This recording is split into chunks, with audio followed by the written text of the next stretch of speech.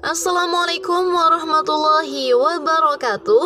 Halo para pecinta game mematikan, kembali lagi di channel L Movie Ranger.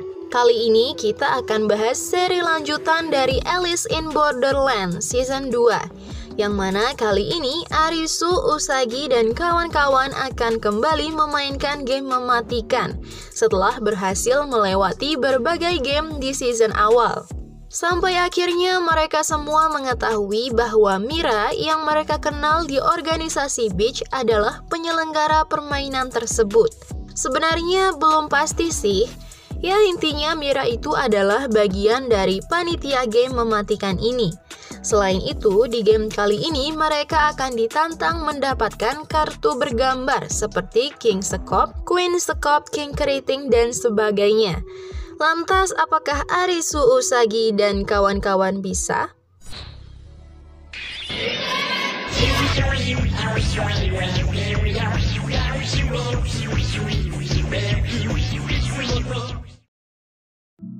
Scene kembali diperlihatkan sebelum Arisu terseret ke dalam game mematikan, di mana ia selalu menghabiskan waktu dengan bermain game tanpa peduli dengan apa yang selalu dikatakan orang tuanya terkait wawancara pekerjaan. Dan disinilah Arisu sekarang menjadi peserta dari sebuah game mematikan setelah beberapa kali lolos di permainan sebelumnya. Arisu ditemani 3 peserta lain, ada Usagi, Kuina, dan Chisia. Tidak seperti di game sebelumnya, kali ini game akan dimulai pada waktu siang hari. Selain mereka, ada juga peserta lain yang berdatangan dari sisa peserta di organisasi Beach, di mana mereka diinstruksikan untuk berkumpul di area tempat Arisu dan kawan-kawan berada. Sampai akhirnya permainan pun dimulai.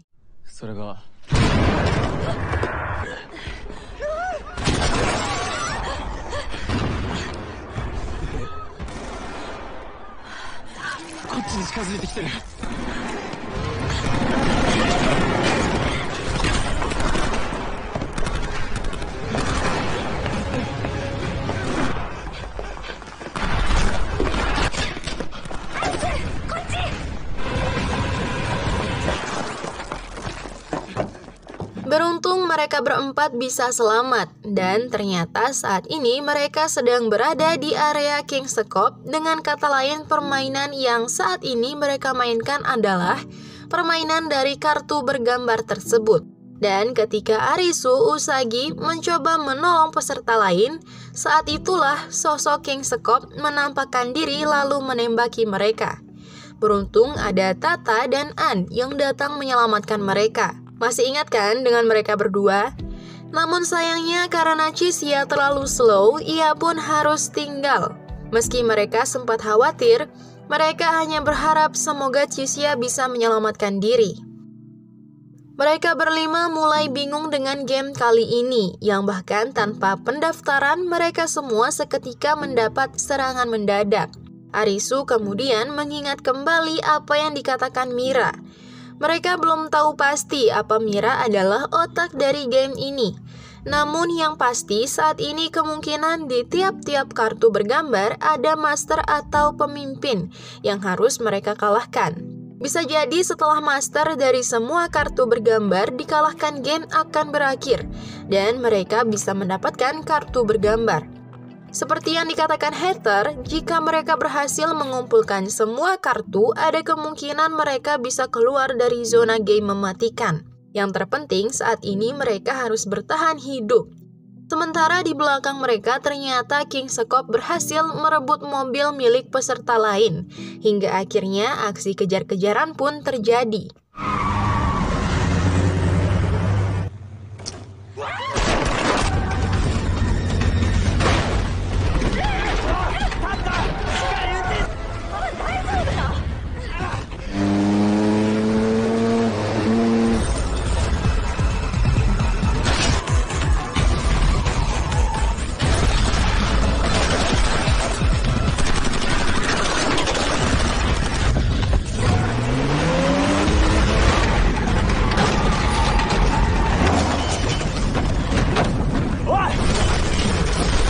Meski mobil sempat terguling, namun mereka semua bisa selamat. Begitupun dengan King Sekop yang masih belum selesai memburu mereka. Kali ini mereka berlari ke arah terowongan, akan tetapi An sempat terpisah ketika bertabrakan dengan peserta lain. Hingga tersisa 4 peserta dalam rombongan Arisu. Lagi-lagi mereka berharap semoga Chixia dan An bisa selamat. Untuk sementara waktu mereka akan bersembunyi di gedung tersebut, lalu saling membagi tugas.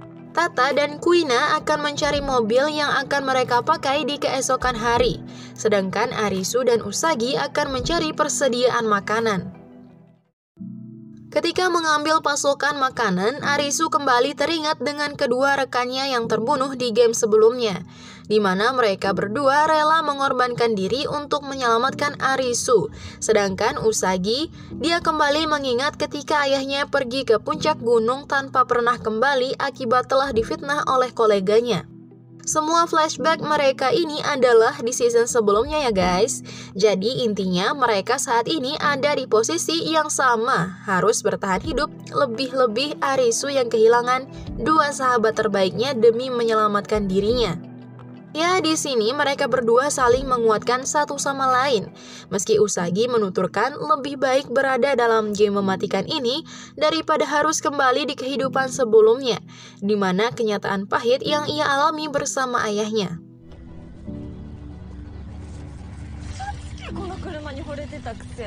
Keesokan harinya, Arisu melihat balon terbang milik Raja Sekop semakin mendekat. Itu tandanya mereka harus segera meninggalkan lokasi, karena Raja Sekop emang sulit untuk dihadapi. Namun kali ini Arisu memiliki rencana agar mereka tidak diburu, yakni bergabung dengan permainan lain, atau mencari titik lokasi area kartu bergambar lain. Salah satunya Arisu akan mengajak mereka ke area King Keriting, di mana kartu keriting yang mereka mainkan sebelumnya adalah permainan kerja tim. Mumpung mereka sekarang sedang menjalin keakraban, rasa-rasanya kerja tim adalah rencana yang terbaik untuk mereka saat ini. Tanpa banyak membuang waktu, mereka pun berangkat ke area King Keriting.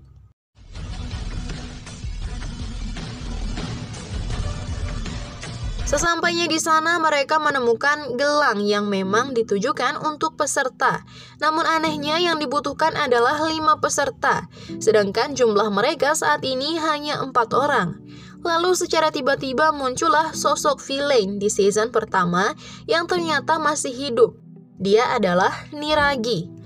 Awalnya mereka tidak setuju jika Niragi bergabung, akan tetapi karena tidak ada pilihan lain, mereka pun akhirnya sepakat akan bekerja tim di permainan ini.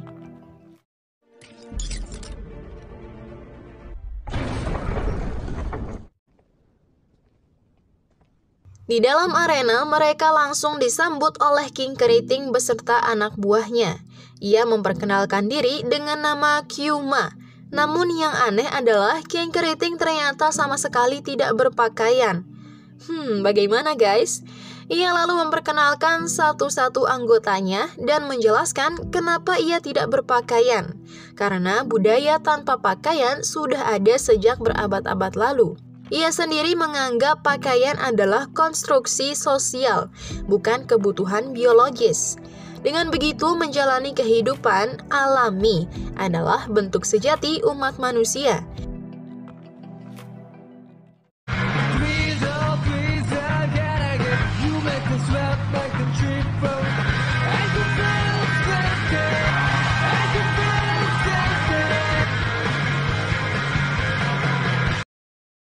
Sebelum permainan dimulai, Kyumi atau si King Keriting menjelaskan pada Arisu dan yang lainnya bahwa permainan kartu bergambar adalah permainan yang paling mematikan, di mana permainan dari Raja Keriting adalah osmosis. Permainan ini adalah perebutan poin lawan dan mempertahankan markas. Setelah peraturan dan sistem permainan dijelaskan serta dengan simulasi yang hanya beberapa saat, semua peserta pun bersiap di markasnya masing-masing. Sebelum meluncurkan serangan, Niragi mengusulkan sebuah strategi yang akan mereka gunakan dalam permainan ini. Tim terbagi menjadi 3, di mana Usagi dan Niragi berkolaborasi sebagai penyerang, sedangkan Arisu dan Kuina sebagai pengumpul poin dari benda-benda yang bisa menambah poin mereka, dan Tata bertugas menjaga markas.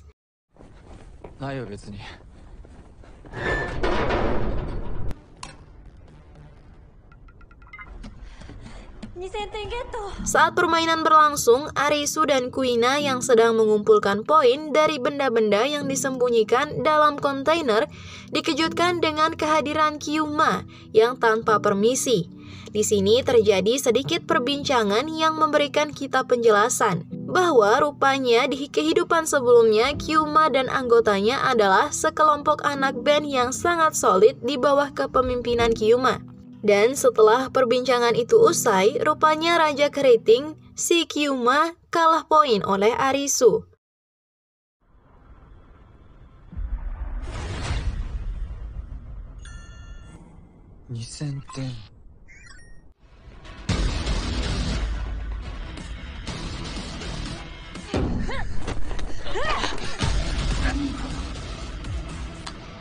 Setelah beberapa waktu berlalu, tim Arisu berhasil merebut poin dari tim Raja Keriting.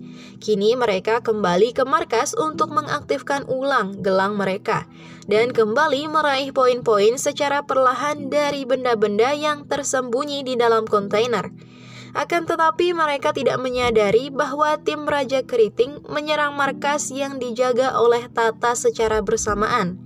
Hal ini dilakukan untuk mendapat poin yang tinggi, meski harus merelakan Shitar menjadi tumbal dalam aksi mereka.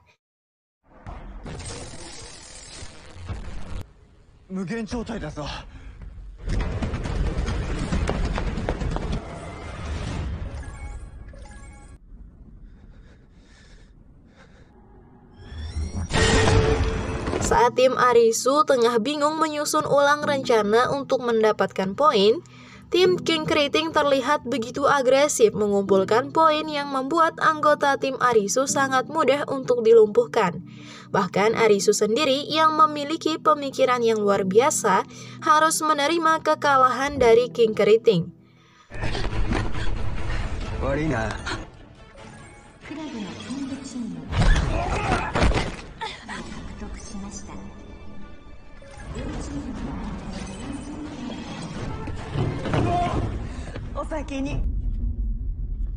Setelah cukup menggalau berjamaah, kini tim Arisu menggunakan strategi yang cukup dramatis. Mereka menyerang markas Raja Keriting secara bersamaan seperti yang dilakukan oleh Raja Keriting sendiri. Akan tetapi meski sudah bersusah payah dan sudah menggunakan strategi tambahan, tetap saja poin yang mereka dapat tidak mampu menyusul poin Raja Keriting.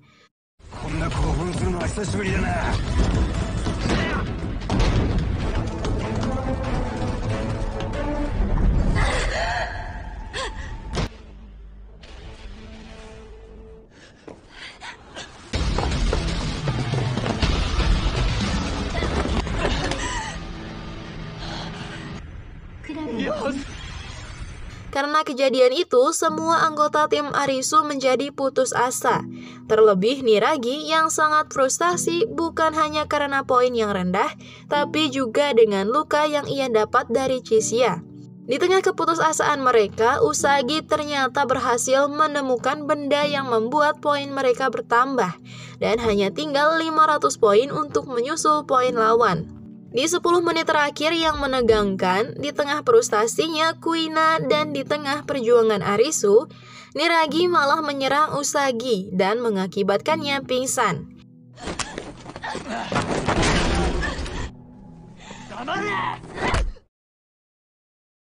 Di awal film, kita diperlihatkan Tata yang sedang memandangi gelangnya dengan nafas yang tidak karuan. Rupanya hal ini disebabkan pada trauma masa lalunya, karena dulu ia dengan tidak sengaja menyebabkan sebuah kecelakaan pada seniornya saat ia masih berprofesi sebagai montir.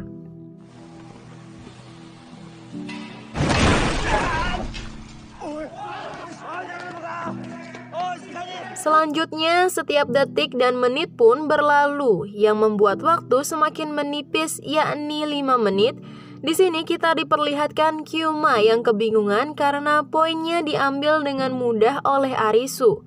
Hal itu menyebabkan tim Raja Keriting tidak bisa mengejar poin tim Arisu karena waktu yang sudah hampir habis, dan tim Raja Keriting pun dinyatakan kalah. Lah, kok bisa kalah semudah itu? Nah, jadi ternyata setelah Arisu berhasil menyelamatkan Usagi yang pingsan dan hampir dinodai oleh Niragi yang otaknya ada konslet, nah Arisu membawa Usagi kembali ke markas. Namun sesampainya di markas, Arisu sadar bahwa Tata yang bertugas menjaga markas tidak ada di sana. Arisu pun segera mencari Tata dan ia menemukannya sedang menggeprek tangannya sendiri menggunakan pintu kontainer. Melihat hal itu, Arisu segera menghentikan Tata, tapi Tata menolak karena ia punya sebuah rencana untuk menang. Satu-satunya cara adalah dengan melepas gelang Tata dan menggabungkan poin yang ada pada gelang Arisu agar Raja Keriting tidak sadar kalau mereka sedang menggabungkan poin mereka. Dan ketika Arisu berhadapan dengan Kyuma, Arisu seolah sendirian tanpa bantuan dari rekan satu timnya. Nah, hal ini diperbolehkan seperti yang dijelaskan oleh Raja Keriting sebelum memulai permainan. Pada 1 menit terakhir yang tersisa dalam permainan, digunakan Arisu untuk berbincang dengan Kyuma. Dalam perbincangan tersebut, Arisu menduga bahwa Kyuma sebelum menjadi Raja Keriting, Kyuma dan anggota timnya adalah pemain yang selalu memenangkan permainan, hingga mereka pun ditetapkan sebagai warga negara dunia tersebut. Dan tidak ada cara lain untuk keluar dari sana. Karena Kyuma mengiyakan semua dugaan Arisu, membuat Arisu sendiri menjadi syok. Sebelum Kyuma dan anggotanya dieksekusi, Kyuma berpesan pada Arisu agar menjadi dirinya sendiri dan tidak berharap menjadi orang lain.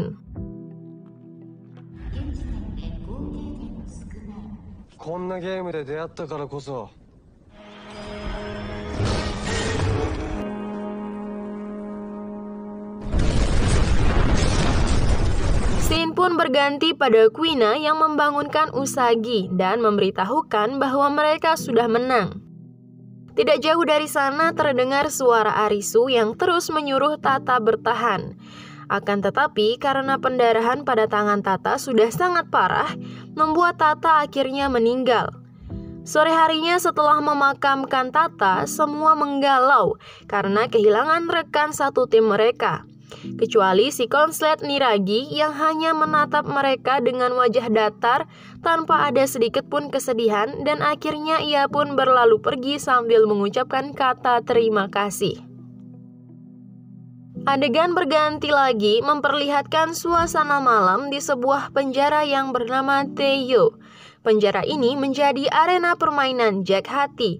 Kita juga diperlihatkan seorang laki-laki berkemeja biru yang bernama Banda sedang memasang sebuah kalung seperti perintah yang ada pada permainan kali ini. Ia lalu menaiki tangga menuju sebuah ruangan, di mana sesampainya di sana sudah banyak pemain lain yang menunggu dengan ekspresi tegang, kecuali si Shia yang juga ada di sana. Mereka pun dijelaskan oleh komputer bahwa dalam permainan ini mereka harus menebak simbol yang ada di belakang kalung mereka dalam waktu 1 jam, dan mereka harus menebaknya dalam sel isolasi. Jika waktu sudah habis dan tebakan mereka salah, secara otomatis kalung akan meledak dan menewaskan mereka. Selain itu, Jack Hati adalah di antara para pemain, dan selama Jack Hati tidak terbunuh, permainan akan terus berlangsung. Seperti yang kita ketahui bersama bahwa permainan dengan simbol kartu hati adalah permainan tentang kesetiaan atau pengkhianatan. Setelah penjelasan dari komputer, kini para pemain mulai mencari rekan yang dapat mereka percaya. Dan ironi, si gadis imut dengan cepat berhasil membentuk tim untuk mempermudah permainan. Di saat itu juga terlihat Chisia yang memberitahukan pada Ippei untuk memperhatikan semua orang yang ada di sana dengan seksama jika ingin selamat. Minasan, seikai o oshiete kudasai. 私もお願いします。回答の時間になりました。Daya. Saat waktu penebakan simbol babak keempat akan berlangsung, terjadi cekcok antara si botak Genki dengan si culun Akifumi. Karena Akifumi sudah tidak mau memberitahu simbol, alhasil Akifumi pun dipukuli oleh Genki. Tetapi Banda memberitahu Akifumi untuk membohongi Genki agar ia terbebas dari siksaan Genki. Dan kita sudah bisa menebak apa yang akan terjadi pada Genki saat penebakan simbol babak keempat nanti.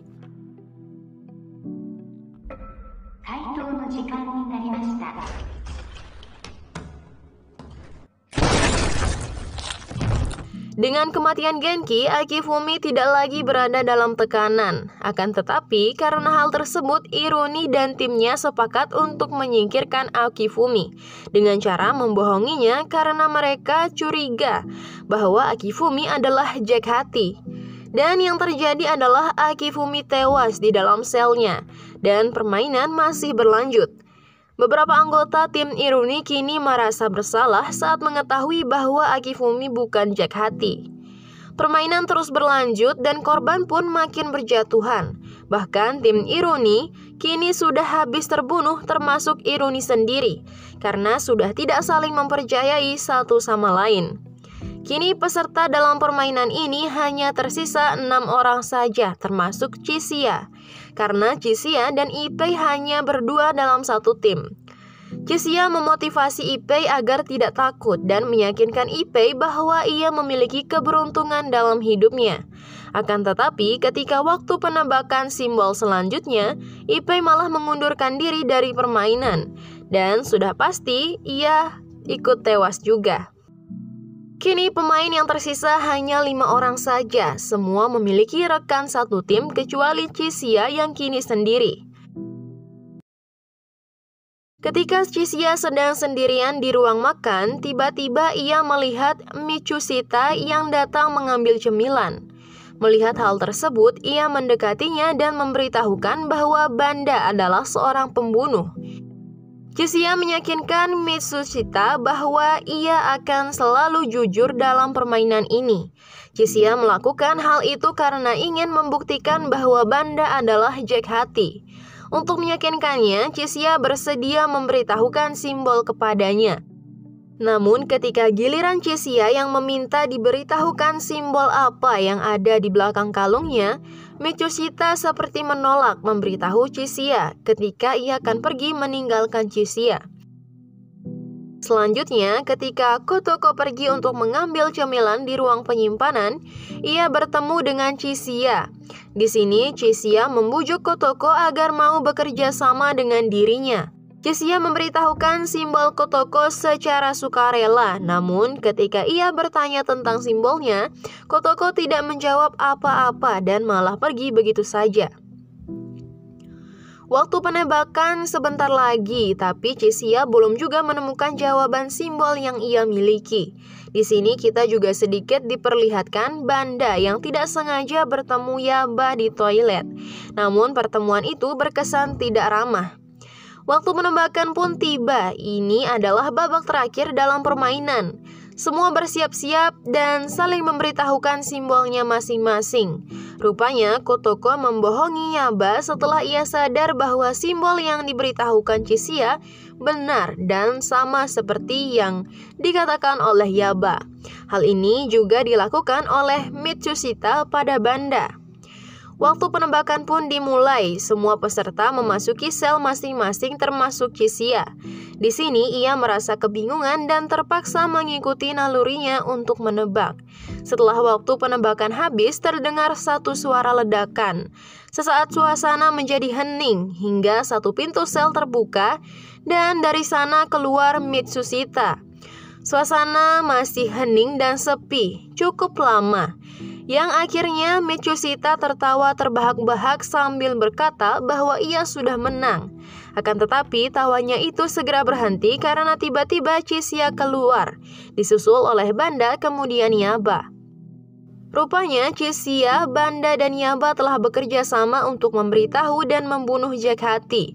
Di sini Mitsushita tidak dapat mengelak dengan tuduhan 3 orang ini, karena bukti yang sangat kuat yakni dari kematian Kotoko, sebab Yaba dan Chisia sudah memberitahukan Kotoko simbol yang sebenarnya, namun ia malah terbunuh. Itu membuktikan bahwa ada orang lain yang sudah mengendalikan Mitsushita. Dilanjutkan, bukti dari Banda yang sadar bahwa ia dibohongi oleh Mitsushita karena sejak awal mereka sudah menjadi rekan. Jadi dengan mudah mereka akan tahu siapa saja yang berbohong. Dan terakhir, bukti dari Chisia, sejak awal dia sudah curiga dan mengamati pergerakan Mitsushita. Chisia membuktikan bahwa Mitsushita sudah mengendalikan Kotoko dari awal. Ini dilihat dari Mitsushita dan Kotoko yang selalu datang mengambil cemilan pada waktu yang bersamaan. Dan mereka menggunakan cemilan yang memiliki 4 varian rasa untuk saling memberitahu simbol masing-masing.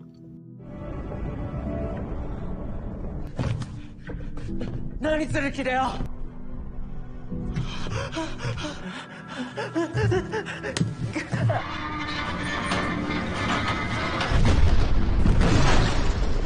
Scene berganti pada tayangan dokumentasi seseorang yang bernama Kaito. Di sana ditayangkan betapa kacaunya kondisi dan keadaan para pemain yang sudah frustasi oleh dunia game tersebut. Selanjutnya kita diperlihatkan pada Arisu, Usagi, dan Kuina. Di sini Arisu menceritakan pertemuan terakhirnya dengan Kyuma dan menjelaskan bahwa ketika mereka menyelesaikan permainan, mereka akan menjadi warga dan tak akan bisa kemana-mana. Selain itu juga, Arisu merasa ia telah membunuh Tata hanya demi ingin mengetahui kebenaran dari akhir permainan itu.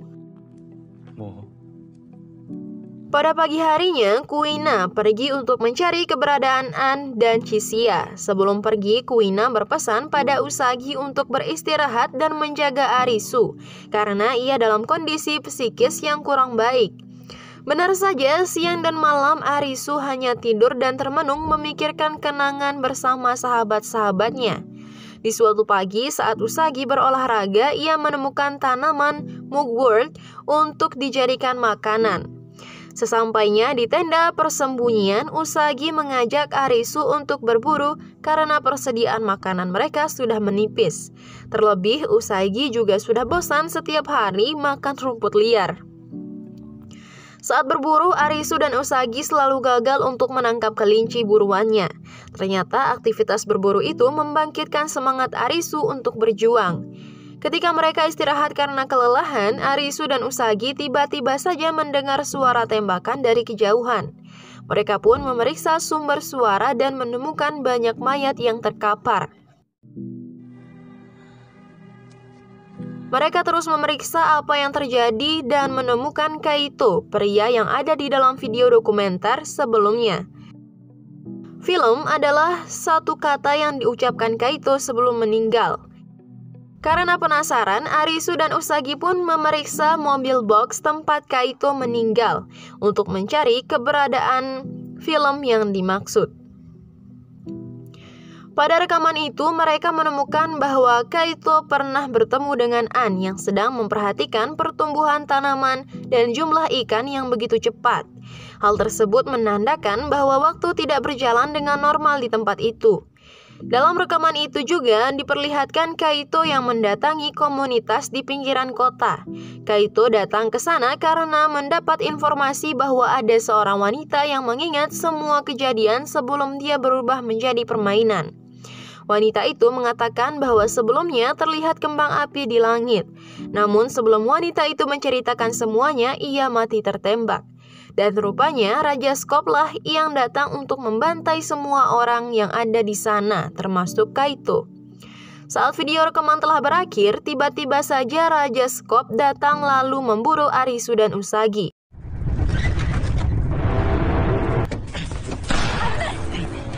Saat mereka kabur ke tengah hutan, Arisu dan Usagi terpisah. Ketika Usagi hampir terbunuh oleh Raja Skop, Arisu merelakan dirinya untuk mengalihkan perhatian si Raja Skop agar Usagi selamat. Akan tetapi karena keputusan itu membuat Arisu menjadi objek buruan Raja Skop. Ketika ia melarikan diri, tiba-tiba saja dari balik pohon sebuah benda menghantam wajahnya dan membuatnya pingsan. Pada malam harinya, Arisu sadar dari pingsannya. Di sana ia melihat gadis yang tidak ia kenali, namun gadis itu mengetahui namanya. Nah, hal itu membuat Arisu heran. Pada akhirnya gadis itu menunjuk sesuatu ke arah yang gelap. Gadis itu memberitahu bahwa orang yang di sana itulah yang menyelamatkannya. Dan ketika ia memeriksanya, rupanya orang itu adalah Aguni. Sama seperti Niragi, ternyata Aguni juga masih bertahan hidup sampai sekarang. Di sini kita diberitahu bahwa Aguni berencana untuk membunuh si Raja Sekop. Dia sudah tidak memiliki tujuan berharga lagi selain melawan dan mati dalam pertarungan. Aguni mengajak Arisu untuk bergabung dengannya, namun Arisu menolak dan tidak berani mengambil resikonya.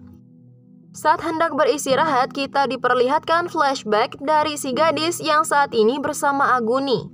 Dulunya dia adalah seorang anak SMA yang populer di sekolahnya. Sampai tragedi aneh itu datang menimpanya, lalu menyeretnya ke dalam dunia game yang mematikan ini. Permainan pertama yang harus ia hadapi saat itu adalah rintangan 7 sekop, permainan mati mendidih, yang dimana para pemain harus berjuang untuk kabur dari sebuah ledakan yang meruntuhkan arena dan menyemburkan air mendidih.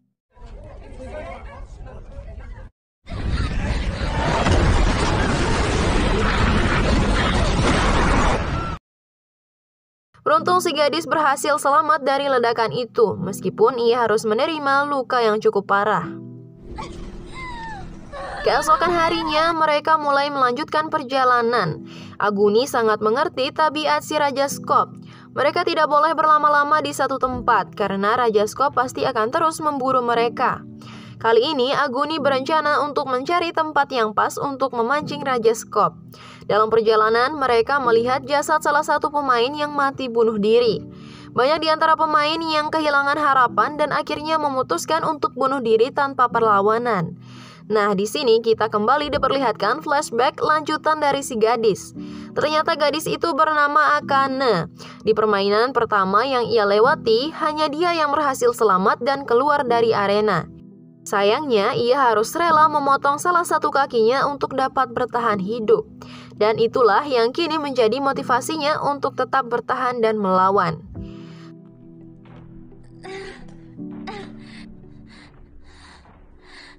Di scene selanjutnya kita diperlihatkan Usagi yang masih kebingungan setelah terpisah dengan Arisu.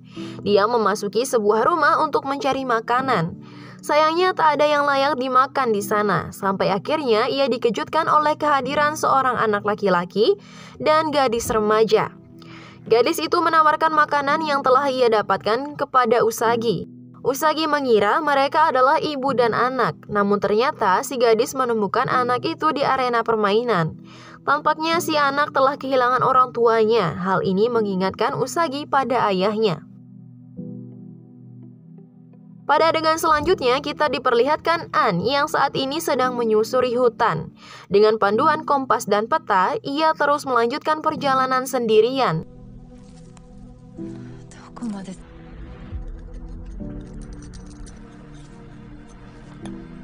Kembali kita diperlihatkan Arisu yang saat ini sedang bersama Aguni dan Akane.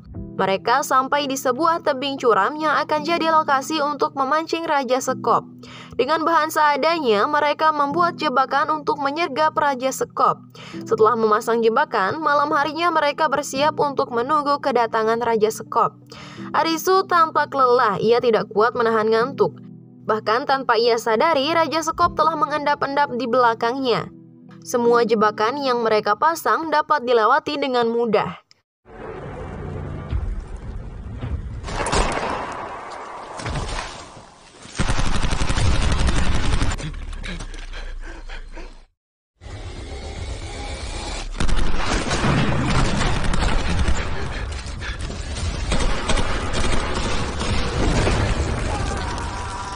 Dalam aksi tersebut, Arisu jatuh dari tebing dan hanyut ke sungai.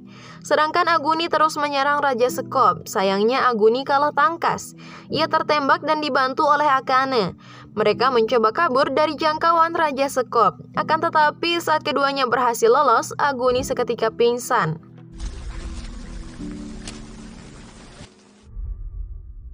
Sein beralih ke Arisu yang selamat dari peristiwa sebelumnya. Ia hanyut di sungai dan akhirnya sadarkan diri. Lalu ia pun berjalan menyusuri hutan hingga sampai di daerah perkotaan. Dia mencoba mencari keberadaan Usagi di sana. Di sisi lain kita juga diperlihatkan Aguni yang selamat dan telah sadarkan diri. Tampaknya akan ada bunga-bunga cinta yang tumbuh antara Akane dan Aguni. Pada adegan selanjutnya, akhirnya kita diperlihatkan Kuina yang saat ini sedang menghadapi kesulitan di kartu bergambar Jack-Scope. Meski harus berjuang sendirian, ia tetap tegar dan teguh menghadapi semuanya. Begitupun dengan An yang sampai saat ini diperlihatkan masih berusaha mencari jalan keluar dari hutan dan pegunungan yang sangat luas.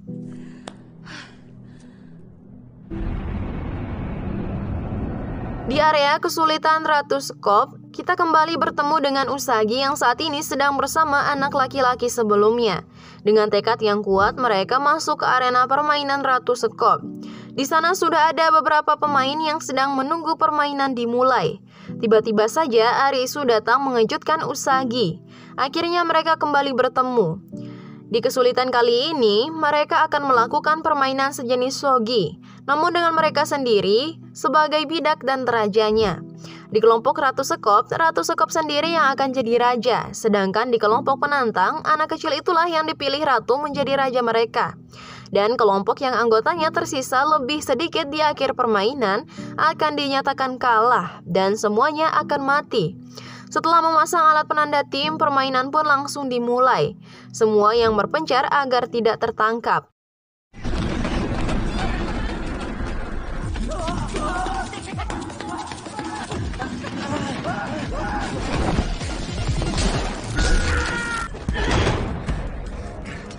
Babak pertama selesai, tim Ratu semakin bertambah. Kali ini giliran tim penantang untuk mengejar dan merebut kembali anggotanya. Akan tetapi Ratu melakukan kekerasan. Dia menghalangi tim penantang untuk merebut kembali anggota mereka. Dan hal itu memang diperbolehkan dalam permainan. Jatah waktu tim penantang pun habis tanpa ada satupun anggota yang berhasil diselamatkan. Masuk ke babak ketiga, kembali giliran tim Ratu untuk mengejar.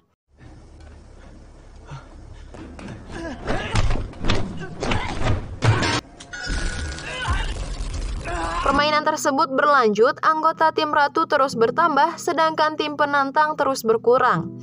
Anggota tim penantang yang telah tertangkap memutuskan untuk berkhianat. Mereka yakin Ratu akan tetap memenangkan permainan. Jadi demi menyelamatkan nyawanya, mereka memutuskan untuk tetap berada di pihak Ratu. Keadaan menjadi semakin sulit, kini anggota tim penantang yang tersisa hanya Arisu, Usagi, dan si anak. Setelah berhasil mendapatkan anggota sebanyak itu, tim Ratu sudah bisa dipastikan akan meraih kemenangan. Akan tetapi, Ratu meminta semua anggotanya untuk mengincar Arisu. Dia tertarik dengan Arisu. Setelah melihat situasi, Usagi sadar bahwa Ratu hanya mengincar Arisu. Akhirnya, dia memutuskan untuk melindungi Arisu.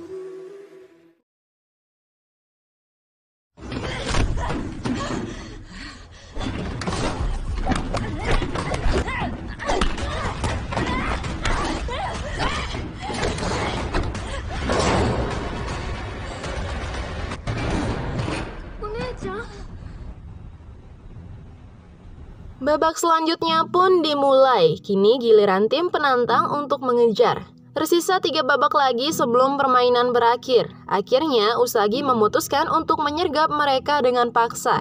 Ia berhasil menangkap 3 orang sekaligus. Setelah itu ia memberikan mereka siraman rohani demi mendapat dukungan untuk menyelesaikan permainan ini. Akhirnya tim mereka kini berjumlah 6 orang. Masuk ke babak selanjutnya, kali ini giliran tim Ratu untuk mengejar. Dan ini akan jadi kesempatan terakhir bagi tim Ratu untuk menambah anggota. Kedua tim mulai berlarian. Arisu kembali menjadi target dari tim Ratu dan Usagi berperan sebagai pengawal. Di detik-detik terakhir saat Arisu telah tersudut, ia berhasil lolos dari kepungan tim Ratu. Babak 15 berakhir dan kini babak final pun dimulai. Serangan balik dilakukan oleh tim penantang. Satu persatu anggota tim Ratu tertangkap. Mereka terus menyebar sampai akhirnya hanya tersisa 1 orang, yaitu sang Ratu sendiri. Permainan berakhir dan mereka pun selamat. Ratu Scope berhasil dikalahkan. Sebelum mendapat eksekusi, Ratu Sekop datang menghampiri mereka. Dari sini kita akhirnya tahu bahwa Ratu Sekop dan kartu bergambar lainnya dulu adalah seorang pemain seperti mereka. Setelah perbincangan singkat, ia pun melompat dari puncak gedung dan menerima eksekusi langitnya. Sayonara.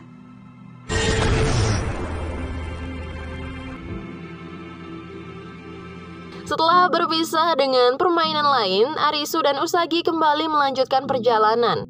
Di dalam perjalanan tersebut, mereka menemukan lokasi pemandian air panas di bawah reruntuhan. Sekian lama tidak merasakan kehangatan air panas, mereka akhirnya berendam untuk menghilangkan penat. Saat sedang mengobrol dari kolam yang berseberangan, mereka dikejutkan oleh hadirnya 2 ekor gajah di tempat mereka. Di adegan berikutnya, kita kembali diperlihatkan kondisi Kuina dan An yang masih dalam pengembaraannya masing-masing. Di sisi lain, akhirnya kita dipertemukan dengan Chixia yang saat ini sedang berada di area permainan Raja Wajik, yaitu permainan neraca. Dengan jumlah pemain sebanyak 5 orang, mereka harus bermain hitung-hitungan dan tebak-tebakan angka untuk dapat memenangkan permainan tersebut. Di bidang ini, Chixia cukup mahir, tapi babak pertama tetap dimenangkan oleh Raja Wajik. Karena mengalami kekalahan, maka asam belerang di atas kepala pemain mulai diisi. Jika berat neraca itu sampai timbang, maka mereka akan tersiram air belerang. Di ronde kedua, Raja Wajik kembali memenangkan permainan. Kelima pemain tampak telah paham dengan rumus permainan ini. Akan tetapi di ronde kelima, Chixia malah mengacaukan alur permainan dengan menebak angka yang meleset terlalu jauh. Raja Wajik pun ikut kalah dan salah satu pemain dapat memenangkan ronde kelima. Permainan terus berjalan sampai akhirnya di ronde ke-10, 2 orang dinyatakan kalah. Mereka pun mati, melepuh tersiram air belerang.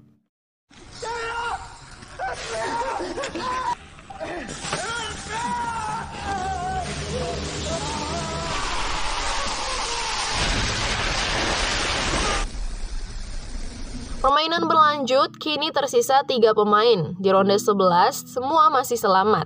Akan tetapi di ronde ke-12, Chixia berhasil menang dan si pemain wanita harus kalah lalu dieksekusi. Kini hanya tersisa Raja Wajik dan Chixia.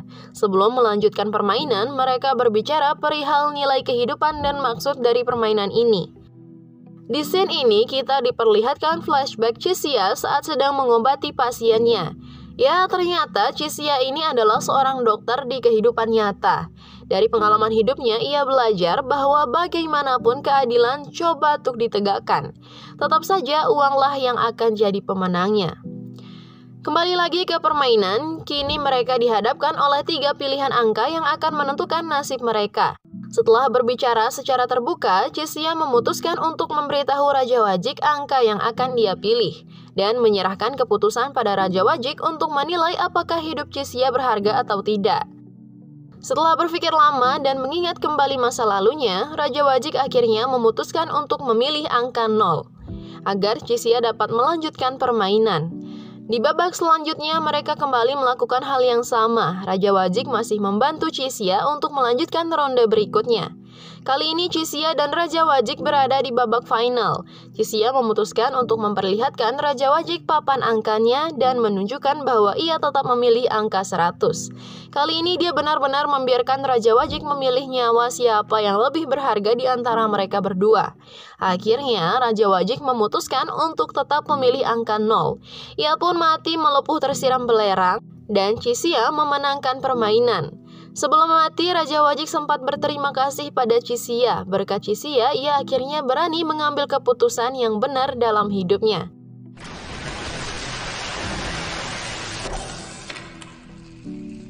Scene beralih ke Akane yang pergi meninggalkan Aguni. Ia bersiap untuk melanjutkan perjuangan dan menyelesaikan permainan.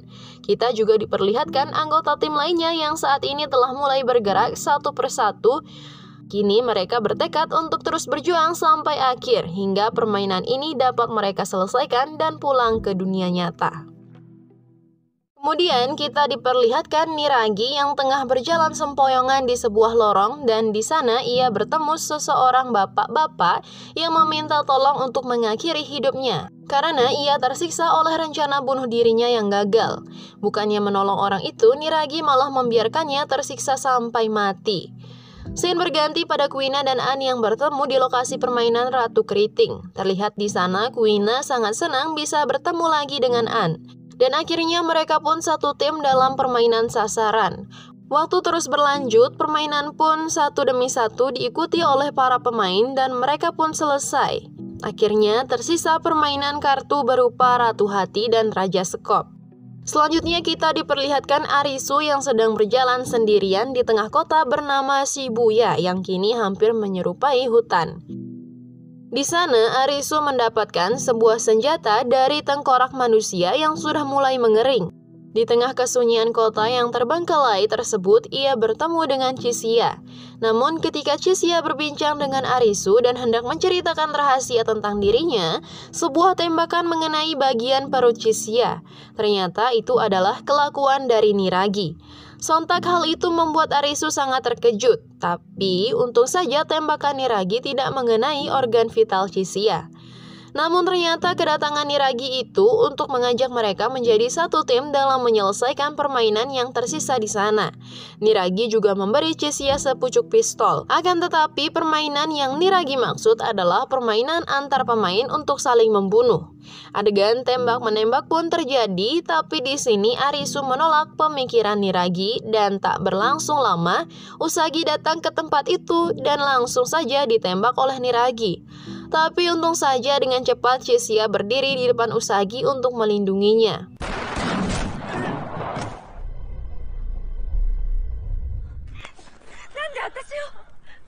Saat Niragi dan Chisia sudah terkapar, tiba-tiba pesawat yang membawa kartu yang berwajah dan menandakan Raja Sekop ada di lokasi tersebut. Benar saja, tak lama sekerumunan pemain lainnya pun berhamburan untuk menghindari tembakan Raja Sekop. Di tengah kerumunan itu, Arisu dan Usagi melihat Kuina yang bersamaan. Namun, ketika mereka sudah bersama, hampir saja An tewas tertembak oleh Raja Keriting. Ketika Raja Sekop sedang fokus membidik Arisu dan yang lain, tiba-tiba saja seorang pemain menabrakkan mobil ke Raja Sekop dan akhirnya... Ya, saat semua sudah berharap Raja Sekop tewas, tiba-tiba dari kobaran api, tembakan beruntun meluncur kepada pemain dan rupanya semua pemain di PHP-in oleh si Raja Sekop tadi. Saat Raja Sekop sudah mantap membidik, tiba-tiba Haya, si gadis pemanah, meluncurkan anak panah yang tepat mengenai pinggangnya. Namun hal itu belum bisa menghentikan Raja Sekop. Di tengah kericuhan itu, Arisu dan yang lainnya disertai oleh Haya dan juga Aguni mengatur strategi untuk membunuh Raja Sekop agar permainan segera selesai. Strategi mereka adalah dengan menjebak Raja Sekop untuk masuk ke sebuah apotek yang terdapat banyak gas yang mudah terbakar untuk memperkuat bom buatan Chisia yang dibawa oleh Kuina. Namun dalam strategi itu perlu seseorang yang bertugas mengalihkan perhatian dan menggiring Raja Sekop ke dalam apotek. Akan tetapi mereka sepakat bahwa Arisu yang akan menyiapkan ledakan untuk Raja Sekop, sedangkan yang lain sebagai umpan. Dalam misi ini terlihat kerjasama yang sangat kompak, saling melindungi satu sama lain dan mempertahankan posisi serangan mereka. Akan tetapi saat mereka mengkeroyok Raja Sekop, sangat kewalahan menghadapi Raja Sekop. Karena hal itu juga, Haya dan An terkena tembakan yang sangat fatal.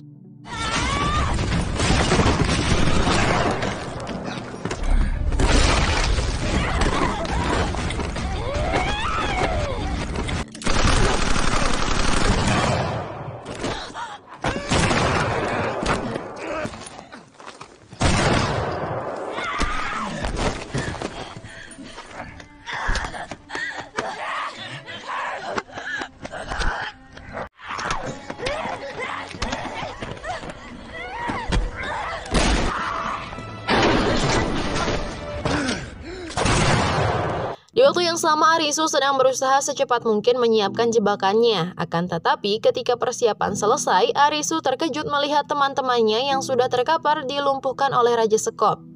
Ini membuat Arisu harus menggiring Raja Sekop sendirian ke dalam apotek.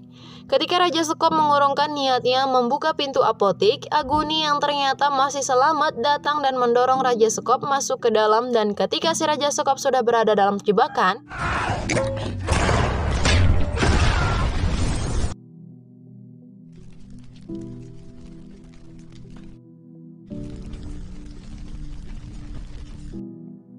setelah ledakan terjadi, Aguni menyuruh Arisu agar segera pergi memastikan keadaan teman-temannya yang lain. Dan Arisu menemukan Usagi yang tengah terhuyung lemas lalu pingsan, yang membuat Arisu menjadi panik. Di waktu yang sama kita diperlihatkan Raja Sekop yang sekarat memberikan pistol pada Aguni. Awalnya Aguni tidak ingin menembak, tapi karena harus menyelesaikan permainan, maka Raja Sekop pun berakhir dengan satu tembakan dari Aguni.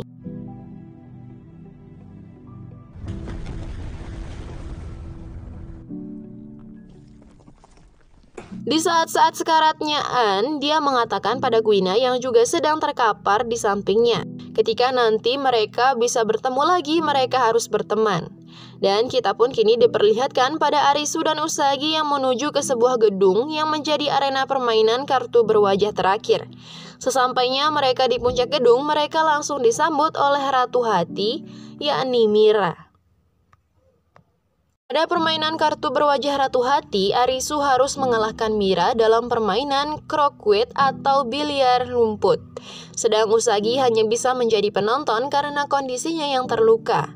Dari penjelasan Mira, Arisu harus mengalahkan Mira dalam permainan croquet yang hanya 3 babak.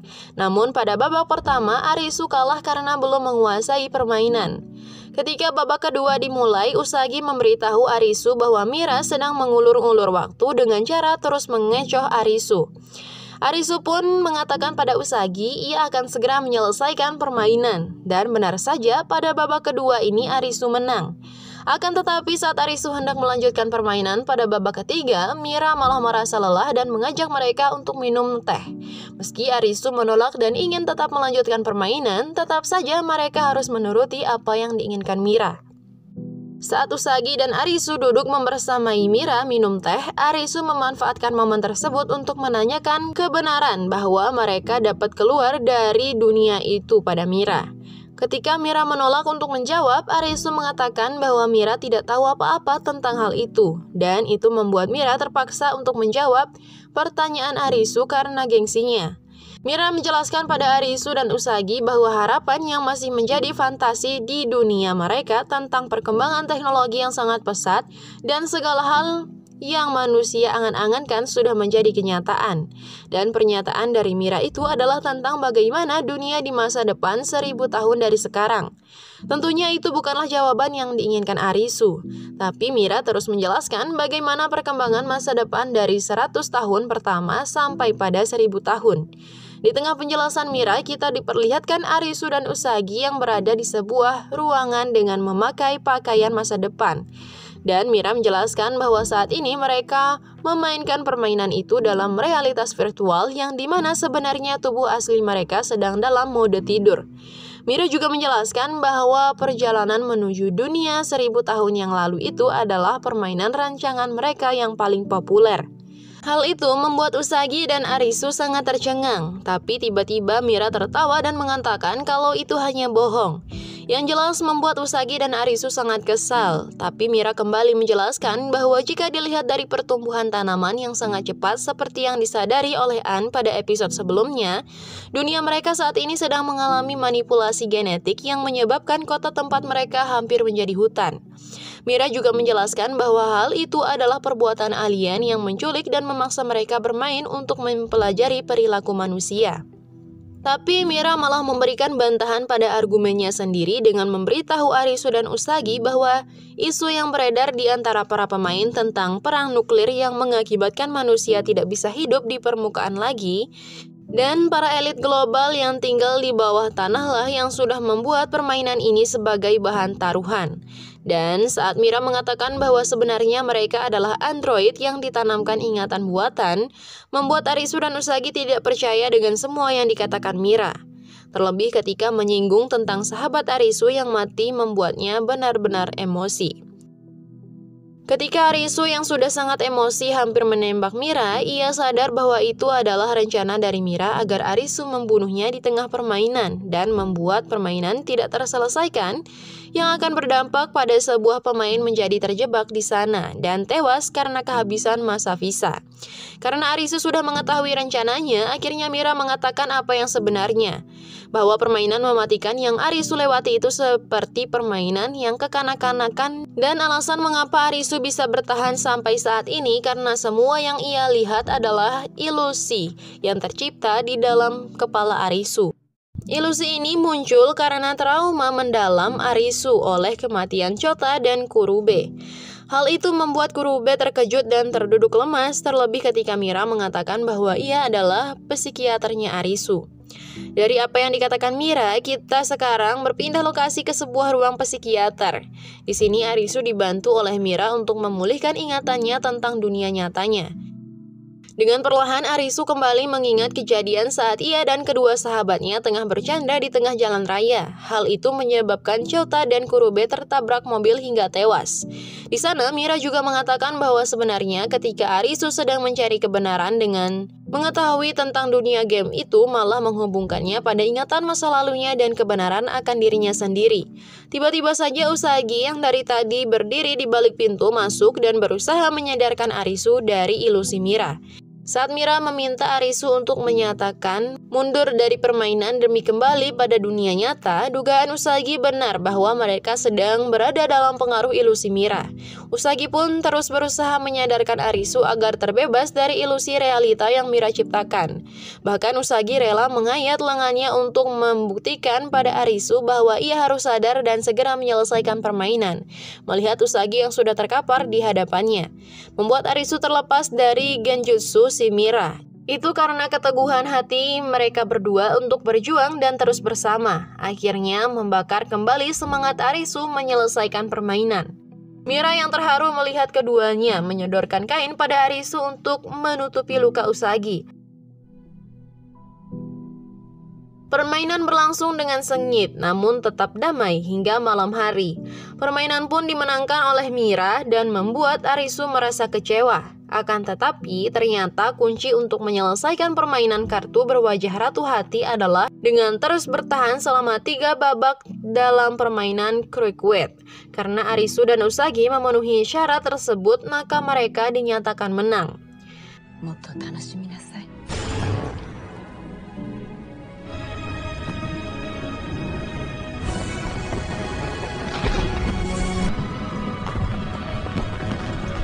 Kembang api pun menghiasi langit mengiringi kemenangan mereka. Tak lama kemudian sistem mengumumkan bagi para pemain yang selamat diberi 2 pilihan, yakni menolak atau menerima menjadi warga dunia game dan diberi tempat tinggal permanen.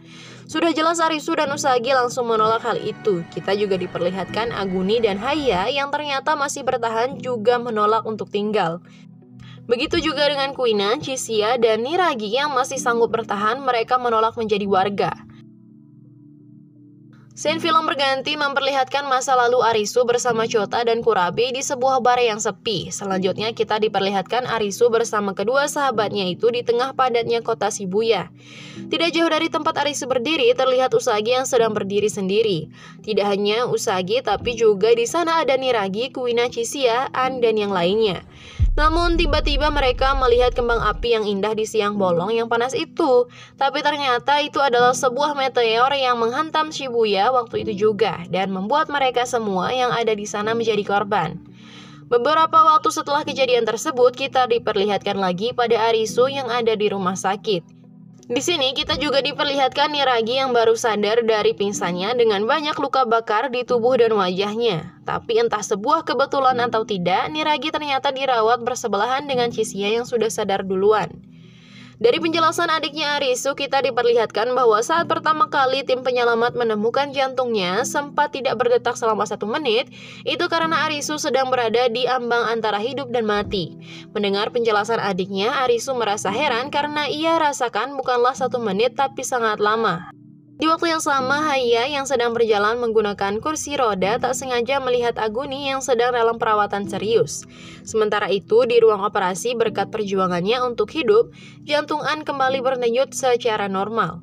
Dan di sini kita lihat ternyata An rupanya juga selamat meski harus mendapat perawatan yang sangat serius. Dan kita pun diperlihatkan Kuina yang kembali bertemu kedua orang tuanya. Selanjutnya, di sebuah mesin penjual minuman, Arisu bertemu dengan Usagi. Akan tetapi mereka seperti tidak saling mengenal hingga membuat pertemuan itu menjadi sangat canggung. Tetapi entah energi apa yang merasuki mereka sehingga membuat keduanya seolah ingin saling mengenal. Semua korban yang selamat dari jatuhnya meteor tersebut bahagia karena dapat bertemu lagi dengan keluarga dan orang-orang tersayang. Film pun ditutup dengan setumpuk kartu yang ada di atas meja dan hanya menyisakan satu kartu yang bergambarkan Joker. Sebelum menutup film, kita akan sedikit bahas kesimpulan dari film Alice in Borderland Season 2 ini. Di mana pada episode terakhir ini kita sedikit dibuat bingung oleh alur yang cukup ambigu. Karena secara sekilas seolah Alice in Borderland ini seperti sebuah dunia permainan yang tiba-tiba datang ke dunia nyata dan menjebak semua umat manusia. Tapi kemudian kita semua dibuat terkejut lagi ketika Arisu bertemu dengan Mira. Awalnya kita semua mengira bahwa Arisu dan yang lainnya terjebak di masa lalu dan dijadikan sebagai karakter game oleh para elit masa depan, tapi hal tersebut hanyalah pengiringan opini. Jadi penjelasan tentang kebenaran Borderland yang sebenarnya adalah tersirat pada penjelasan adik Arisu yang menerangkan bahwa sebenarnya Arisu dan yang lainnya terjebak di sebuah alam antara hidup dan mati. Dan di sana juga terjadi perbedaan waktu yang sangat signifikan, di mana pada dunia nyata mereka semua yang masuk dalam Borderland hanya mengalami gagal fungsi jantung selama 1 menit. Tapi dalam Borderland mereka menjalani waktu lebih dari 1 hari atau bahkan mungkin selama 1 bulan.